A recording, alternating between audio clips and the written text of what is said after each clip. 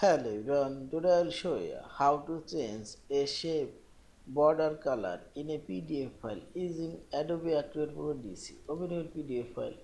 Now I'll change the shape border color. First select this tools option. Now scroll down and here you will find this comment option. Select.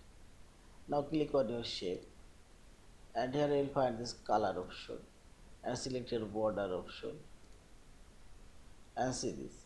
Here you can see this border color. This one and select this gear icon and select your border color option. There you can select here other color option and you can select custom color and select OK and see this. Okay, and this one there is not showing border, and I will firstly add border to this shape. Click on this shape and click right button and here you will find this properties option. Select here. Now appearance option already selected and select style option in border, solid border, and increase border thickness. Now you can change here border color and select here other border color like this one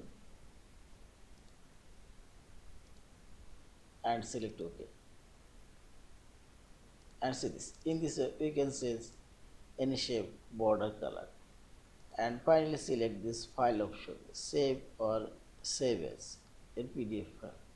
Thank you for watching. Please subscribe, like, share and comment.